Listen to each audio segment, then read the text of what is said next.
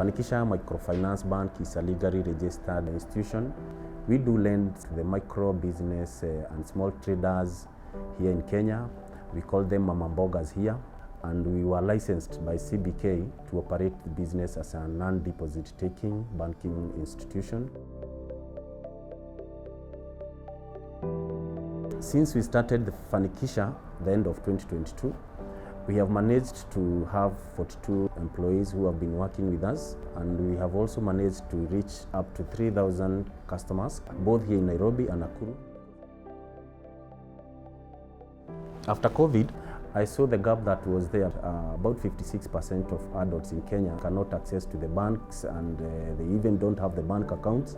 And that's when we decided we can come in the gap and make sure at least we reach them so that they can empower their businesses.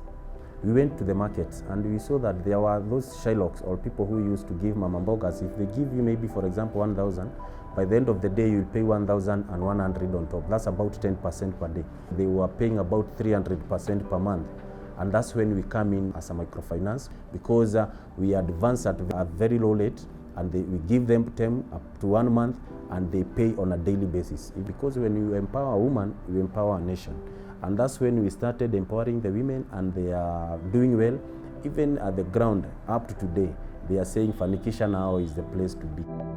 The business loan is focused on those women and the youth in business.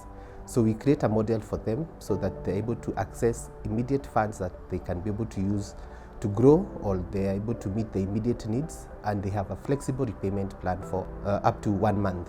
We found that those businesses, when you tell them that you want to get the payment maybe like the way commercial banks do, that they get the payments at the end of the month, that the bulk of that money is quite huge, and those customers don't have a lot of cash flow in their businesses. So we found that we give them a product that they're able to do daily payments of smaller amounts that are not hurting their business. After they finish the loan, they're able to graduate to other higher amounts, and they're able to meet all their daily expenses.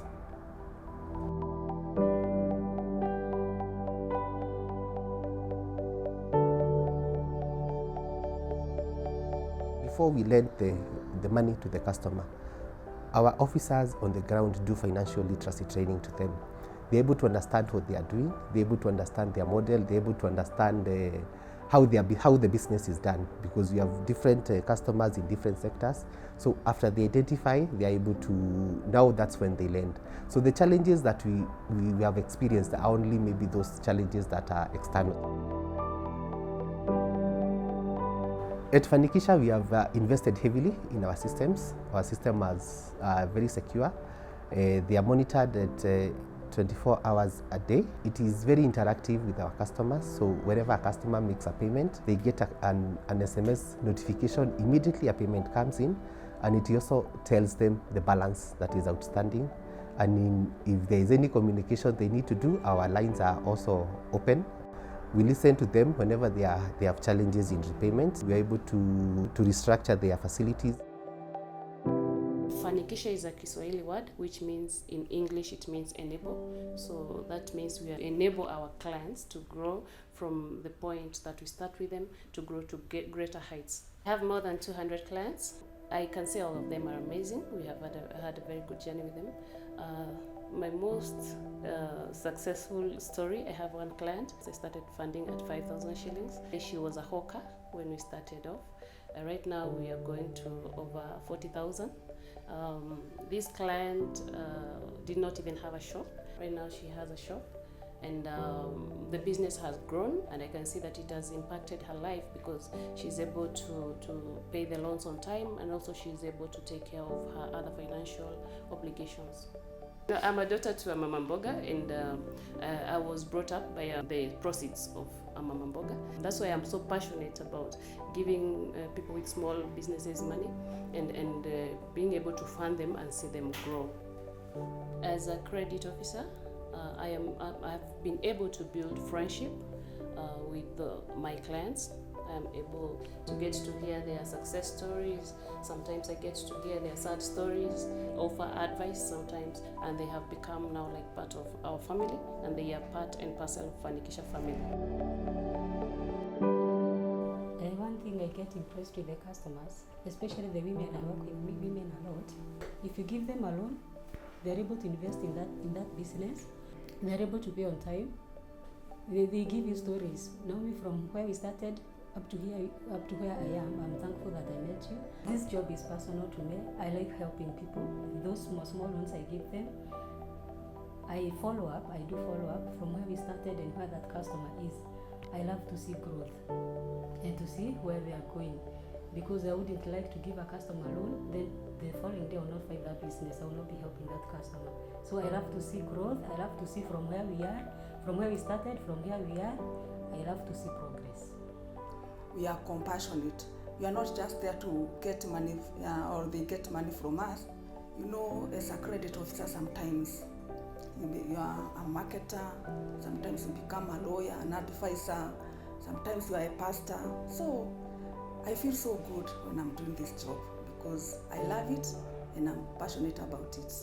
I'm happy when I receive calls from a customer appreciating us for timely delivery of their money. Nauza malimali kama tissue na biscuits. Kabla ya biashara nilikuwa nauza nyanya na waru, badi sikakuwa siko chini kidogo, kaamua kuchange. Hiyo wakati ndio nilikutana na ofisa wa Fanikisha mmoja, akanipea loan, nikaanza hii biashara ya malimali. Nikianza nilikuwa ninahitaji kama ngiri 10, badi kwa maana sikuwa na capital nilianza na 5. Stoko ikakuwa kubwa sasa nikafika loan ya 20. Fanikisha ilinisaidia kupata pesa ya capital, walinitoa mahali nilikuwa nimekwama kidogo. Huwa tunaanzia mandazi asubuhi, tunapika chai, then tunapika chakula, tuna malagwa, tuna minji, tuna chapo. Wakati nilitafuta Fanikisha, nilikuwa na shida ya school fees. Biashara ilikuwa chini na nikaona watoto wangu wale wako class 6 sitaweza kuwatolea pesa kwa biashara nitafunga. Wakati nilipewa hizo pesa, zingine niliweka kwa biashara, juu nilianzia na 10,000, 5 nikarudisha kwa biashara, 5 nikapeleka watoto shule. Hiyo 5 ikasaana mpaka wa leo, ndio na malizaga naitisha ingine kwa Fanikisha. Wa leo hii Fanikisha wananipea 25k. Imenisaidia kwa kuinuka kama mimi mama. Juu hii biashara yangu haina mtu mwingine wa kusupport. Mimi ndio baba, ndio mama. Naonaga usuri wa Fanikisha sana. Juu wakati niko chini nikipigia mwalimu wangu simu namwambia niko chini, ananiambiaga Tabitha, maliza pesa nikupe ingine. Wakati ananipea nairudisha kwa biashara na inaonaga mafanikisho ya Fanikisha. Wakati nilikuwa napewa loan, sikuwa na ajiri mtu hata mmoja. Sasa hii niko na wafanyikazi 3. Mimi naweza ambia mama wengine kama mimi mkulima mdogo ajiunge na Fanikisha. Juu Fanikisha iko na kuinua mama ule hana pesa na ule ako nazo. I have a shop in Kenyatta Road and this is my second. And I got my shop actually through Fanikisha. I was looking for people who could give me money and the way I would get money on time. I considered Fanikisha because, one, there's no much paperwork and they do not require a collateral to get a loan from them. Naona life yangu imebadilika, tuko poa, tunakaa vizuri, hata mzigo sikosangi, nikikosa pesa ya kuendea mzigo na wapigia simu anakuja haraka. The following day nakuwa nimeleta mzigo yangu. Kwa mama wengine naweza waambia wa join Fanikisha, wanainuana tu. Juu mimi nikijoin hiyo Fanikisha, biashara yangu ilikuanga chini. Lakini biashara yangu imerudi juu na sasa niko sawa. Hakuna mahali tunasuguana, sasa niko sawa. Customer wangu wakikuja hakuna kitu wanakosa, lakini beleni wangekuja anitise kama spinach na ambia chukua hapo kwa neighbor sina. Lakini sikuwa na pesa saa hiyo. Lakini Fanikisha kutoka waingia hapa mtaani, sasa tuko chojo. Fanikisha no ngai wa marehire haria ndi tondu makorirwo ha wira-ini makinjira no mende turutithanie wira nao, no mahe karoni ga kwambĩrĩria biashara na ningĩtĩkĩra ũguo makihe karoni na nĩngoretwo ngĩtwarana nao wega na nĩ andũ ega, ũguo nĩ ũteithio wakwa mũnene mũno. nĩ tondũ kuma hĩndĩ ĩrĩa mambĩrĩrie kũhe rũni nĩ ngoretwo ngĩinũka kana nĩ ngoretwo ngĩona wega wao, ũguo nĩ andũ ega na nĩ ndĩmendete na no gũthiĩ na mbere na gũkorwo twĩ hamwe nao kĩbiacara-inĩ. Nyambĩrĩirie na 5,000 makĩhe 10, magĩthiĩ ũguo ngĩoya 30, ngĩoya 40, rĩu ndĩ 50. Ũguo nĩ hotete gũkorwo ngĩtheremia wĩra wakwa nĩ hotete kũinũka na gũtherema na njĩra nene mũno, tondũ nĩho ndutaga mbeca cia kũrĩha rũni rũu. Mahe rũni rũu nĩ hotaga kũrũrĩha ruothe na ngarũrĩkia o mũthenya, nĩ hotaga kũruta 2,000 ho cia kũmarĩha rũni rũu na nĩ citiagaga. Most of the businesses are doing so bad. There's a lot of challenge with the business. You find if you are not so much careful, you find you are struggling, and most of the businesses are struggling. So if at all you don't have somewhere where you can get help at the most power of need, you end up closing down. But then I'm always comfortable because I know in case of anything, I would rush to Fanikisha. Several guys like it's a done deal. They have never disappointed at all. We are able to measure our success by looking at the success of our customers. We have had stories of customers who have grown from very small and tiny dwellings and businesses, and up to this minute, they're able to have their own stores and their own shops, and it is actually giving them dignity. Others even have employees, and most of them are the women, because they are in the economy, they are the ones who are disadvantaged in accessing financial services.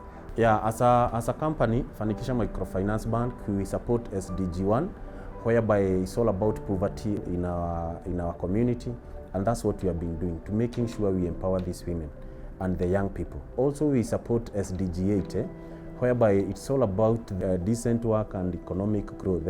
We give them a chance to get some loans so that they can have decent workplaces of their own, and they can also manage to improve their well-being. And also about reducing inequality in SDG 10. It's all about making sure there is somewhere they can access something small, and due to their credit score, they can increase their limits as time goes. At least they will have a credit history from a small microfinance. The long-term goals of the institution, we are planning to be opening at least 5 branches every year to make sure we reach those mama mbogas, because when we empower them, we empower the nation, and the nation grows. We have a big vision by 2028. We hope to be in at least 40 counties in Kenya, and by 2030, we even hope we'll be in East Africa. The market is so large, we cannot even be able to sustain the market, because we need to empower as many people as we can. Looking at the statistics we have, Kenya, we already have a population of 50 million. Out of the adult population, 44% are the ones who are banked by the commercial banks. So the potential is there, we have the capacity, and we have the zeal to be able to get there. Fanikisha is a future for these people who are unbankable. And that's why, as much as I would like to go the commercial bank way, I would make sure that these mama mbogas, I'll always be with them. Whenever I wake up in the morning, I come to the office, I'm sure that one day we are going to empower about 100 women or 50 women every day.